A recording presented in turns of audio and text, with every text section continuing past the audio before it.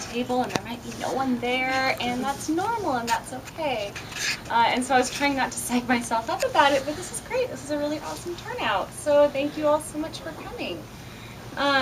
So I will give a brief summary of the book for those of you who have not read it yet.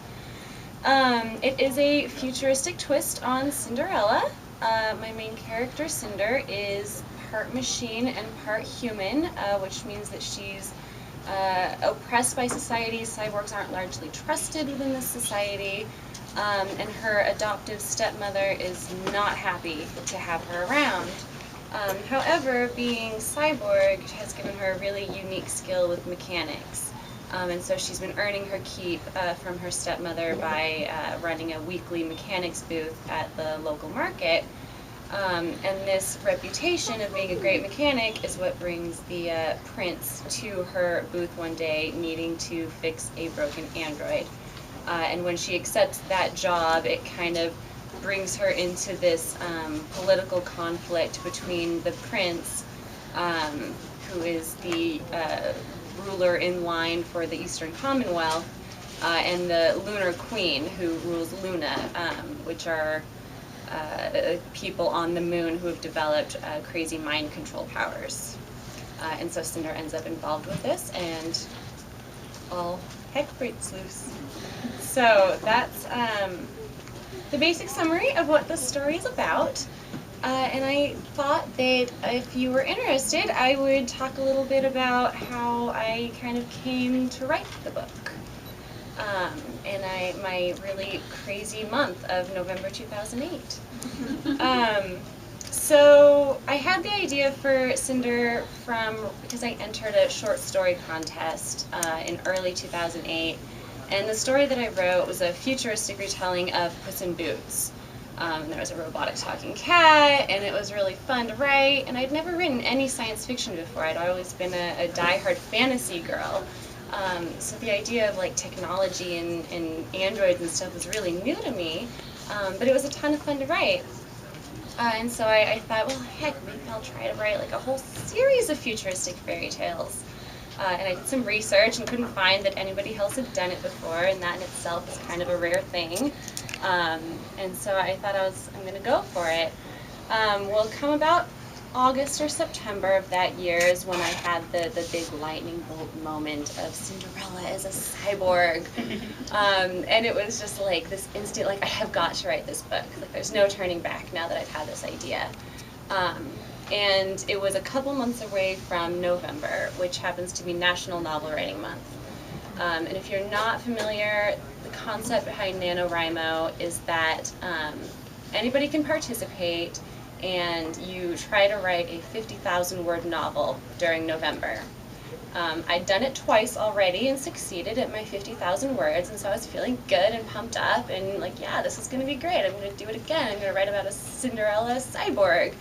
And then I heard about a contest that was going on in Seattle, that one of the NaNoWriMo coordinators had hooked up with the director of the Star Trek show that was coming out whenever, I don't know. And so they had this contest that the Seattle area writer that wrote the most words in November would get a walk-on role in the first episode of the new Star Trek.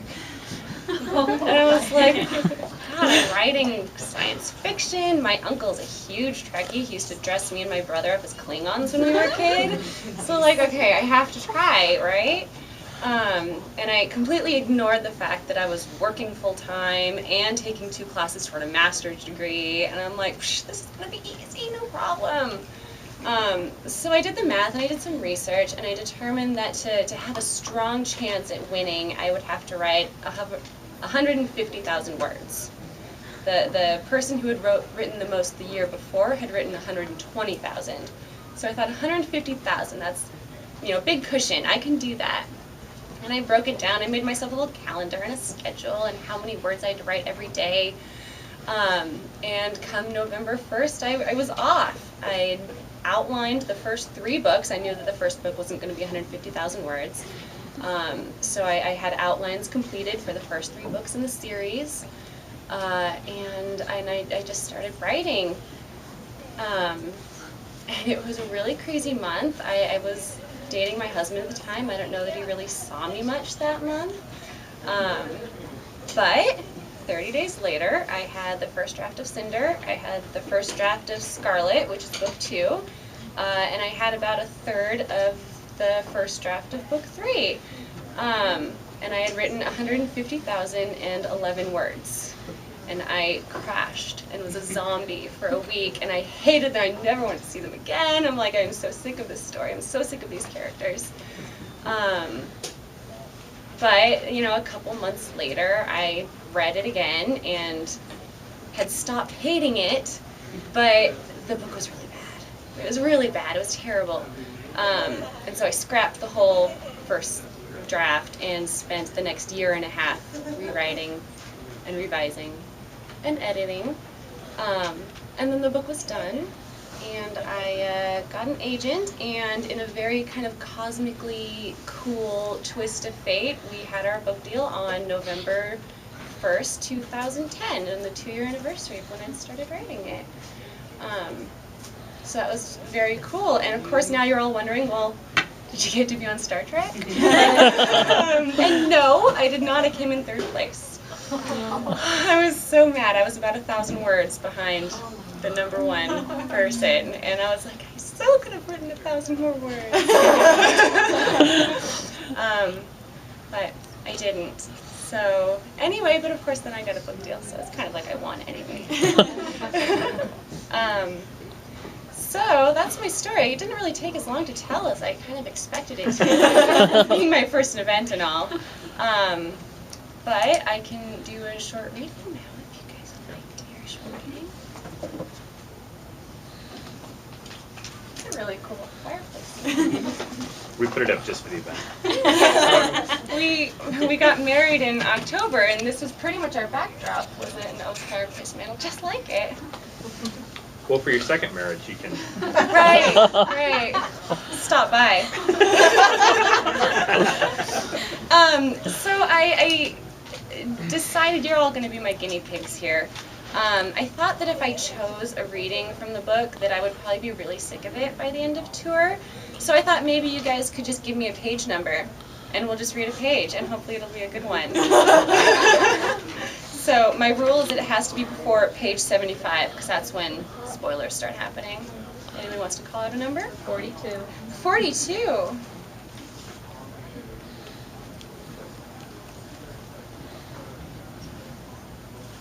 Good choice.